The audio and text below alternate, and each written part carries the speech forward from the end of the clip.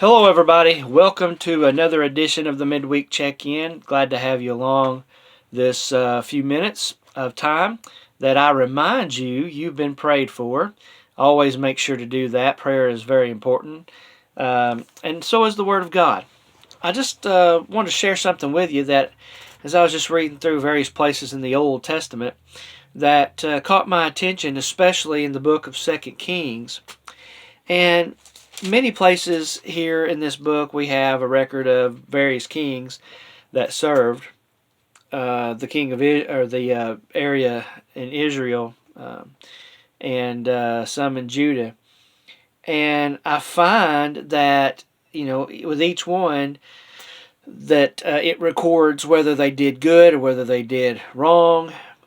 And there's a whole list that you can pull up if you want and see who they are and what they accomplished, how long they reigned, and so on and so forth. But just a few caught my attention in the area that I was reading, 2 Kings chapter 14. And actually, when you look at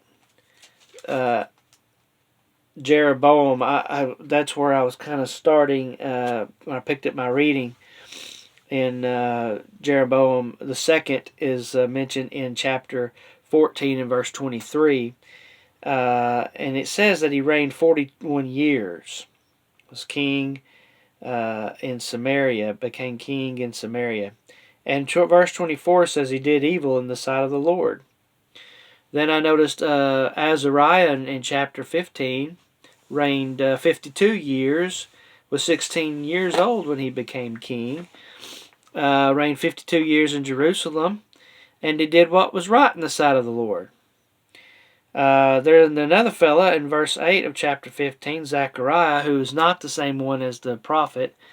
This is a different guy. He reigned only 6 months in Samaria, and he did evil in the sight of the Lord. Shallum in chapter 15, verse 13, reigned a month. Then a guy named Menahem killed him, but Shallum led some kind of a conspiracy, so not much is said about that, whether it was a good conspiracy or a bad one, but usually you hear the word conspiracy, it's usually bad. Menahem, in verse 17, reigns 10 years in Samaria, did evil in the sight of the Lord. Verse 23, Pekahiah reigned 2 years and did evil in the sight of the Lord. Verse 27, Pekah reigns 20 years and did evil in the sight of the Lord. Verse 32, Jotham it was 25 years old when he became king, reigned 16 years in Jerusalem, and he did what was right in the sight of the Lord. I mean, we could go on and on about those that did right, those that did evil. My question is this: if God were going to inspire another holy book to be written today, and he were going to include your name and mine, what would he say about us? How are we living our lives? Folks, it matters. And time's running out. I know the Lord's going to come back soon. I can feel it. Maybe years from now.